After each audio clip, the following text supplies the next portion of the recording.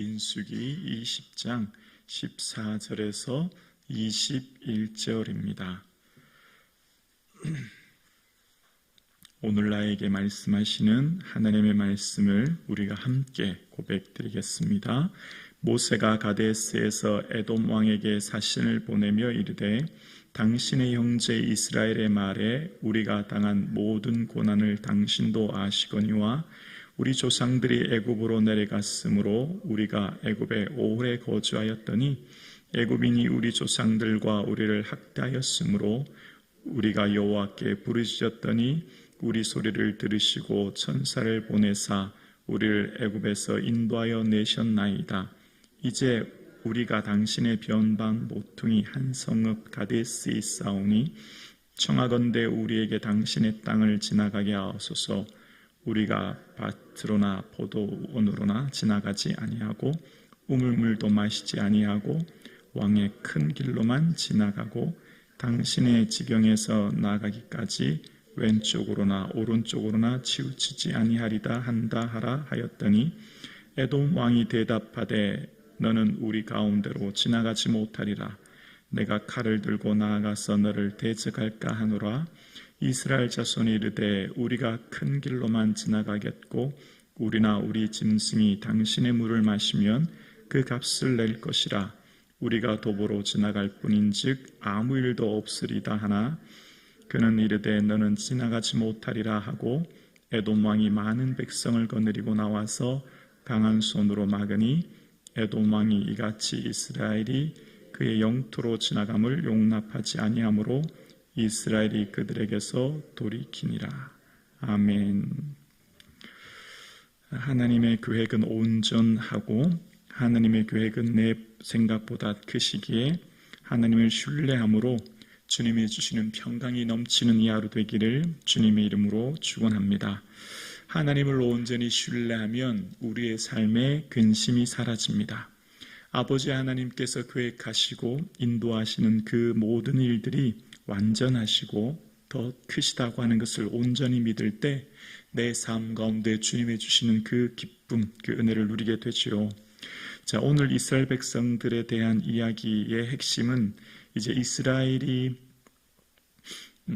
광야에서 가나안 땅으로 올라가는 최단거리, 가장 빠른 길은 왕의 큰 길입니다. 이것은 고대 무역로였는데 이 이집트 가까이에 있는 에시온 게베르부터 시리아에 있는 다메섹까지, 그러니까 암몬, 모압, 에돔 그 백성들이 사는 길을 통과하는 길인데요. 그 길은 이 왕의 대로의 길은 예전부터 비단과 이 도자기와 향신료 같은 이런 것들을 무역하는 무역로였고, 그래서 가장 빠르고 가장 쉽게 갈 수 있는 길이었습니다.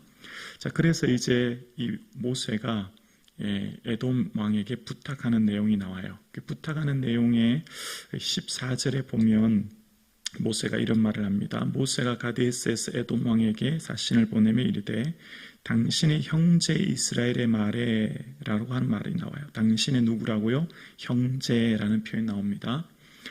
창세기 25장 20절에 보면 에서의 별명은 에돔이니라는 말이 나옵니다. 그러니까 에서의 다른 말은 에돔이라는 말이죠. 그러니까 지금 모세가 당신의 형제라고 하는 것은 우리가 한 아버지인 야곱의 자손이다라는 것을 이야기하기 위한 것이죠. 그러니까 한 아버지인 이삭의 아들이다라고 하는 것을 얘기하는 것이죠. 그러니까 야곱과 에서가 한 형제였고 한 핏줄이었듯이 당신 에돔 백성들은 우리와 한 형제이다. 이제 그것을 강조하기 위해서 이야기한 것이죠. 그러면서 이제 우리가 과거 애굽에서 얼마나 고생했는지에 대한 설명을 장황하게 한 다음에 뭐라고 하냐면 17절에 보면 17절에 청하건대 우리에게 당신의 땅을 지나가게 하소서.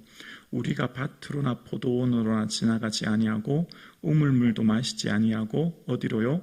왕의 큰 길로만 지나가고 당신의 지경에서 나가기까지 왼편으로나 오른쪽으로나 치우치지 아니하리다 한다 하라 하였더니, 여기 보면 왕의 큰 길이라는 표현 나오죠. 이게 고대 무역로였던 왕의 대로였습니다. 이게 왕의 대로로 그냥 지나가기만 하겠다. 만약 우리가 우물물을 마시면 그 값을 낼 것이니까 또 우리가 지나가는 좌로나 우로나 치지 않을 테니까 걱정하지 말라. 이제 그런 얘기가 나와요. 근데 에돔 왕이 어떻게 했다고요? 허락하지 않았다는 겁니다. 거절했다는 거예요. 오히려 많은 백성들을 이끌고 나와서 그들의 길을 막았다라는 내용이 나와요.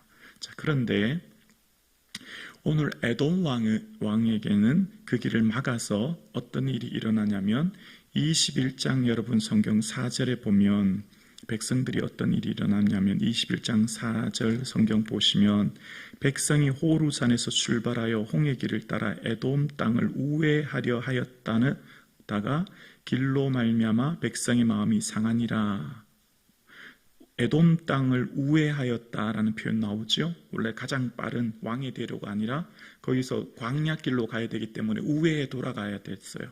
그러니까 더 멀게 그것도 이 광야길을 사막길을 가야 되니까 그 때문에 백성들이 마음이 상했고 그래서 5절에 보면 원망했다라는 내용이 나옵니다. 자, 이걸 이제 먼저 기억하시고 두 번째예요.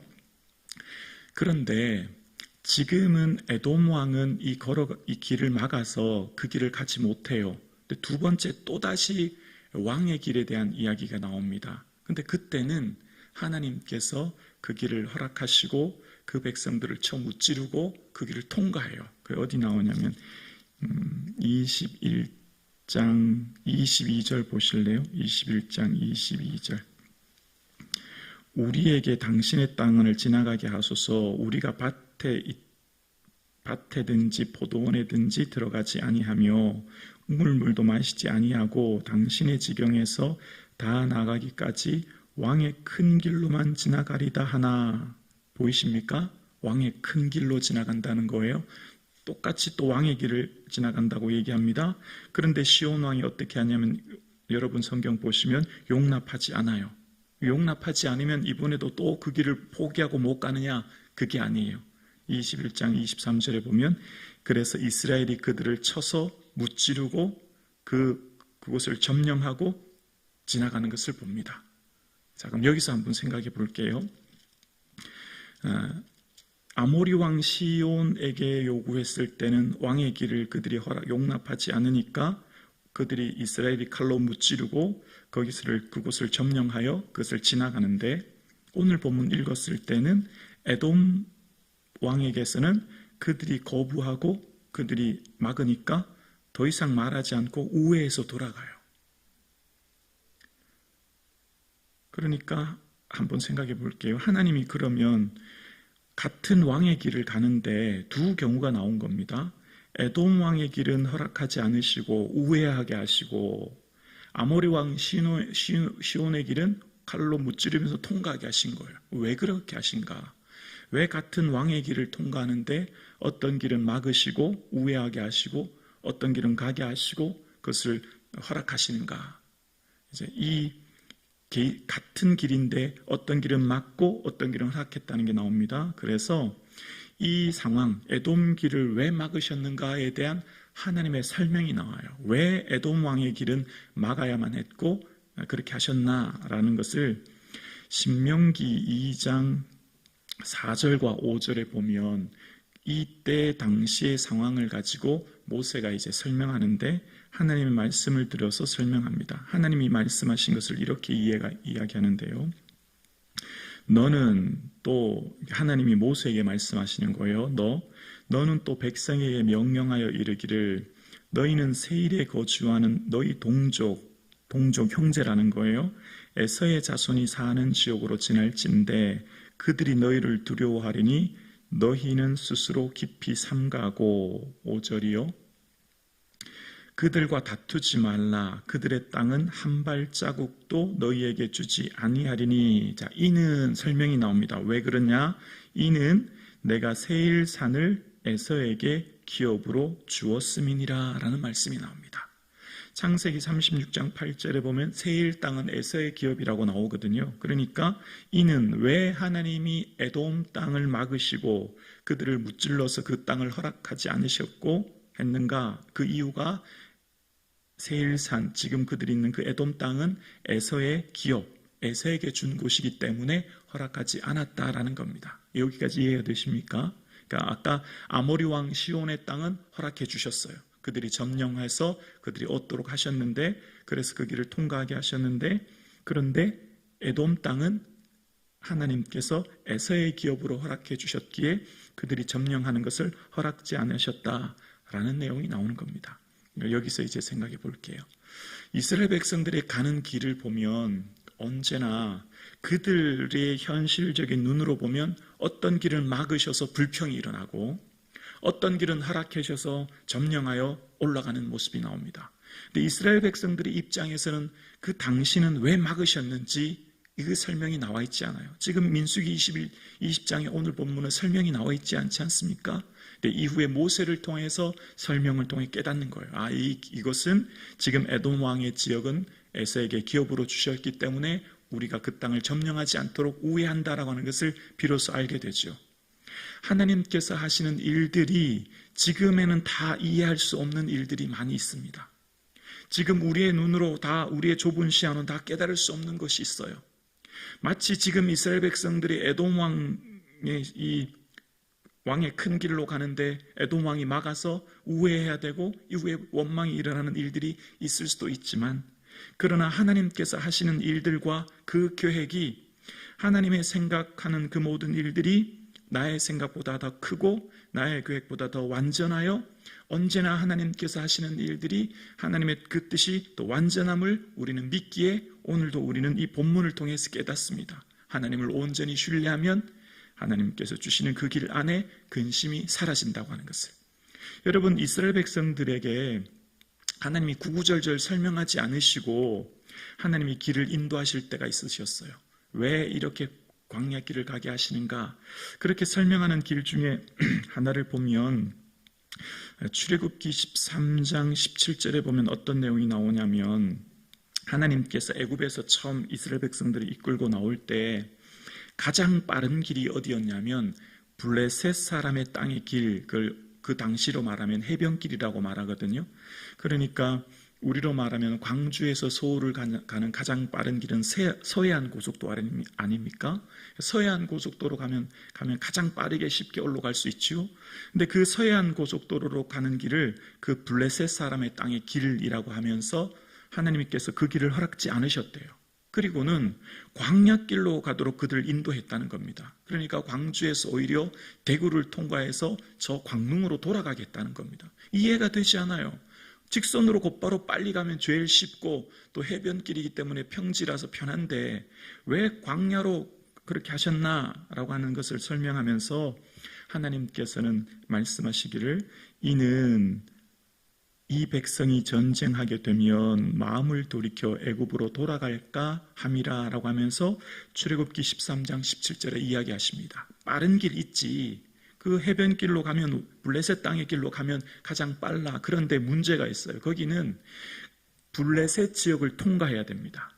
블레셋 지역을 통과하려면 블레셋에 있는 초소들이 있고 군사들이 있어서 전쟁을 해야 되고, 그러면 되면 이스라엘 백성들이 그 전쟁 때문에 왜 우리를 여기로 인도해 하셨냐고 불평하면서 돌아가게 하자 말할까봐 하나님께서 다른 길, 홍해 광야길로 인도하셨다, 그런 설명이 나와 있어요. 그러니까 하나님께서 어떤 길을 인도하실 때는 반드시 그에 맞는 분명한 이유가 나와 있고 설명이 있다는 걸 알게 돼요. 그런데 그 당시는 몰라요. 왜냐하면 그것을 이스라엘 백성들의 입장에서는 지금 그 길을 우회하시는 길을 설명을 해주지 않으니까 몰라요. 이후에 알게 되는 거예요. 모세를 통해 말씀하셨기 때문이에요. 그래서 우리의 삶 가운데 이사야서 55장 8절과 9절에 하나님의 말씀, 너무너무 잘 아시는 말씀이죠. 이는 내 생각이 너희 생각과 다르며, 그 다음 뭐죠?